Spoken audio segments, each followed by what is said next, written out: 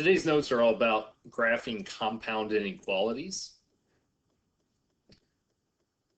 We should start by defining what a compound inequality is. A compound inequality is two inequalities. Typically it'll be two. Everything we do will be two, but you could have more, two or more inequalities connected with an and or an or. Two or more inequalities put together with an and statement or an or statement.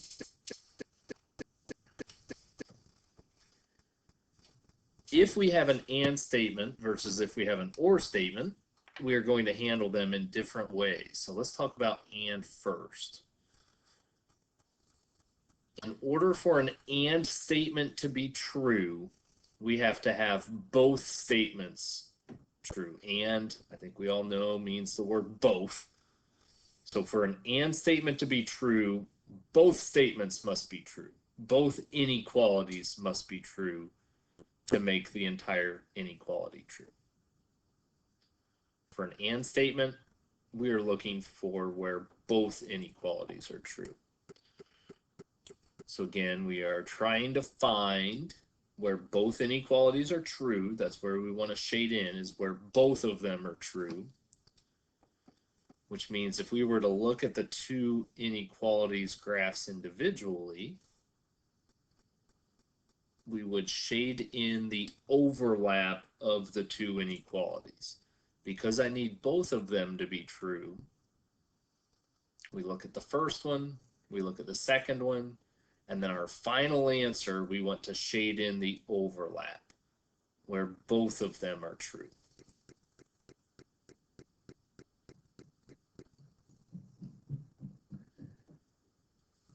So again, a compound inequality is two or more inequalities. They'll be connected with either an and statement or an or statement.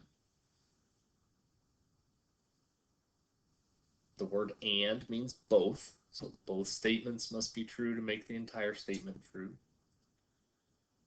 We are trying to find where both inequalities are true, which would be the overlap of the two inequalities. That is where we're going to shade in for an and statement, is the overlap.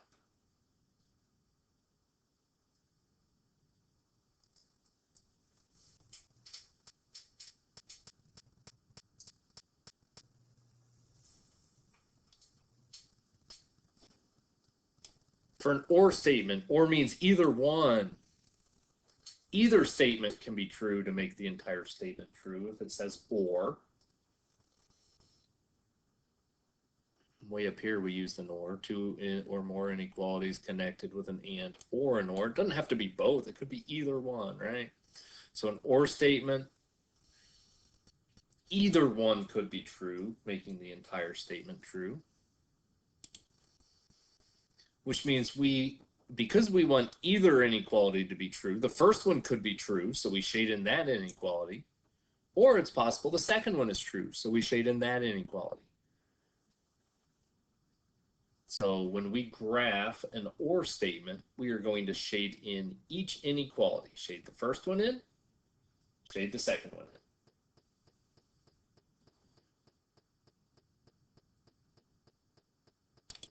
So let's take a look at what we've got here. Example 1 asks us to graph each compound inequality.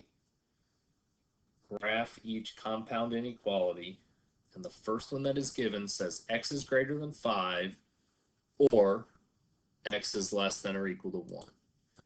X is greater than 5 or x is less than or equal to 1. So we need to make sure we have 1 and 5 both on our graph.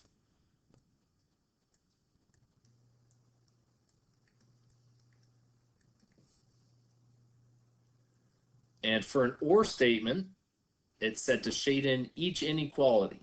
X could be bigger than 5. So if x is bigger than 5, the whole statement's true. So I want to shade in everything bigger than 5.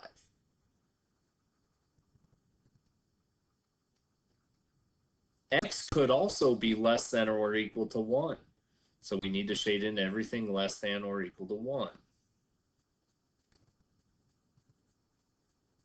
all of the numbers that I have shaded in are either bigger than 5 or are less than or equal to 1.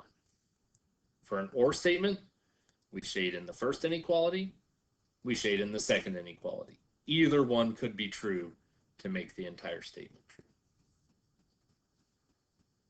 Second one looks very similar. X is greater than 5, or notice we flip this symbol around.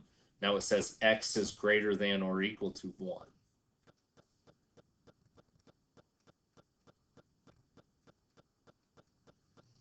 X is greater than 5, or X is greater than or equal to 1. Everything greater than 5 needs shaded.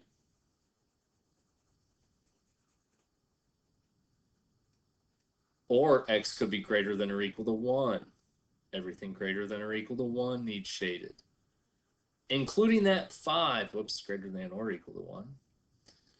Notice I'm shading everything greater than 1, including the 5. The 5 had an open circle, but when I shade everything greater than or equal to 1, it gets filled in. I have shaded everything that is either bigger than 5 or greater than or equal to 1.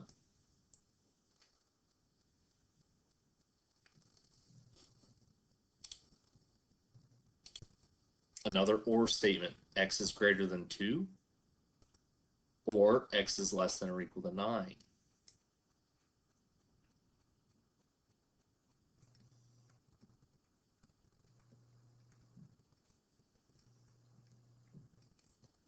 X is greater than 2, or X is less than or equal to 9. For an or statement, either one can be true, so we shade in each one. We shade everything bigger than 2.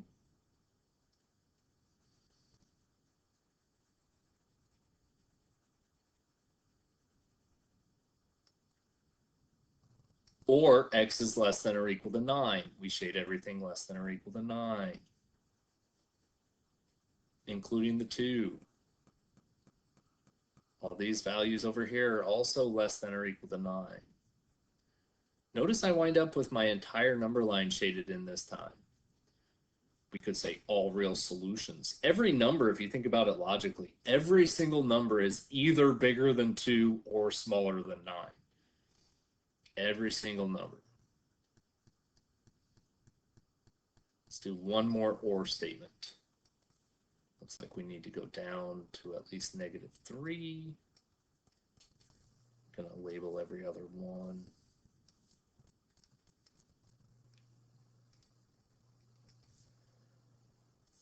It's an or statement. We shade in the first one. X could be less than -3. Or X could be greater than 0.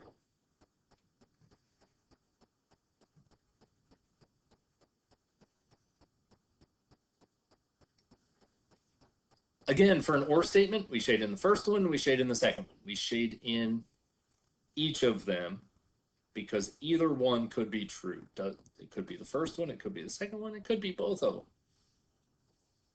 Let's move on to and statements. So example 2, again, we are asked to graph each compound inequality. And this time we have and statements. X is greater than 2, and X is less than or equal to 5.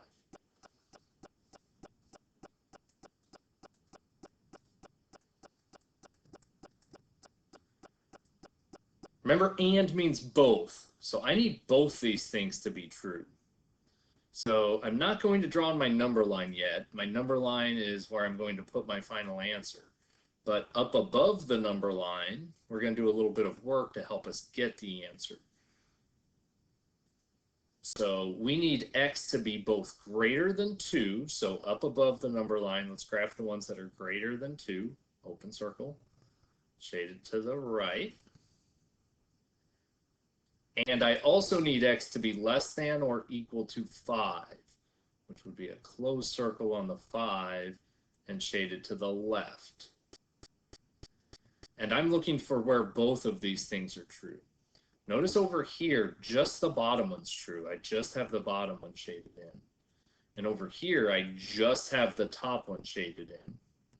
But in between 2 and 5, I have both of them shaded in. So we're going to bring down our open circle. It's an open circle on 2 because the bottom one is true, but not the top. They're not both true at 2. They are both true at 5, so I bring down my closed circle. And everything in between is where they are both true.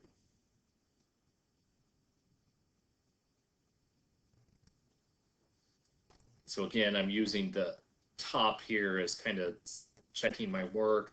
And remember it said for an and statement to be true, I need both to be true. I'm looking for where both of them are, the overlap of the 2 inequalities. Let's try another one. X is less than 2 and x is less than or equal to 5.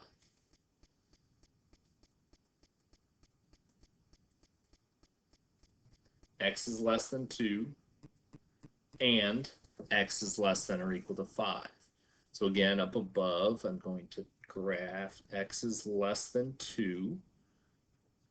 It would look like this. I also want x to be less than or equal to 5, which would look like this.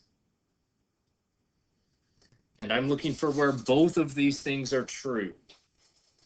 You'll notice over here, neither one of them's true.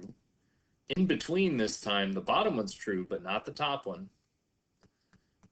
They're both true over here to the left of 2. So on my number line, again, I'm bringing my open circle down. 2 is not part of the solution because it's not part of the top solution. And I need it to be true for both of them.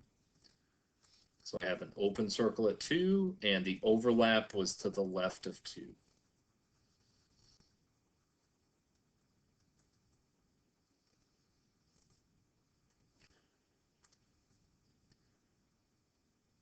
This one says x is greater than 1 and x is less than -3. So make sure -3 is on there and 1 is on there. Again, with an and statement, I need both to be true, so I can't shade in anything on the number line till I think about what each of these look like. X is greater than 1 would look like this. X is less than -3 looks like this. I need both of those things to be true. Notice there's no values that are both bigger than 1 and also less than -3. This one has no solution. You can leave your number line blank if you're asked to graph it. If you want to write no solution next to it, that wouldn't be a terrible idea. Again, if you think logically, which values are both bigger than 1 and also less than -3? There's not any. No solution. And statements sometimes are written like these with the word and in between, but probably even more often look like this, where it's one inequality, the x is in the middle. This means x is bigger than -3 and x is less than or equal to 2. So we can put our number line out there. X needs to be bigger than -3 and also less than 2. These are the values in between the -3 and the 2, which makes sense that the x is in between the -3 and the 2. So we've got an open circle at -3, a closed circle at 2, and our shading is in between. If you wanted to do it where we drew up above, notice the x is bigger than the -3. The x is smaller than the 2. And notice our overlap of those 2 is in the middle there. Example 3 is one for you to do. I want you to try these 4. You can pause the video. Everybody in the class try it. Once you think you have them, you can play the video and it'll show the solutions.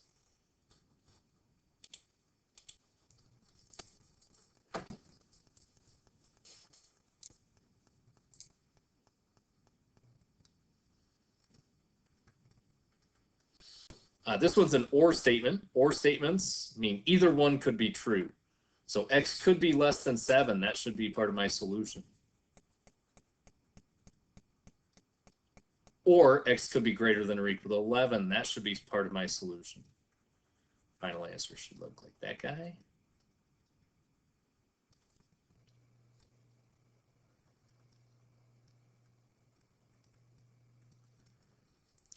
Second one here is an and. For an and, I need the overlap. If I'm looking for the overlap, this is when we draw a little graph up above and see where they cross. X is bigger than 6, looks like that. Less than 10, looks like this. The overlap in between. So close circle on the 6, open circle on the 10, shaded in between.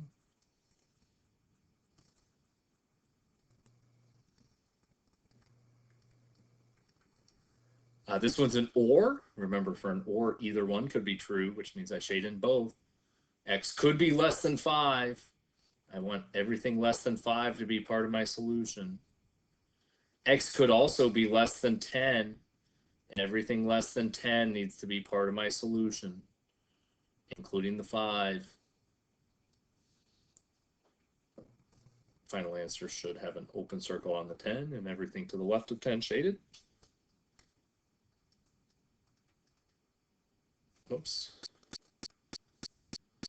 -2 as I get bigger, -1, 0, 1, 2, 3, 4, 5, 6. X is between -1 and 5. Close circle at -1. Open circle at 5. Shaded in between. I want X to be bigger than -1 but smaller than 5.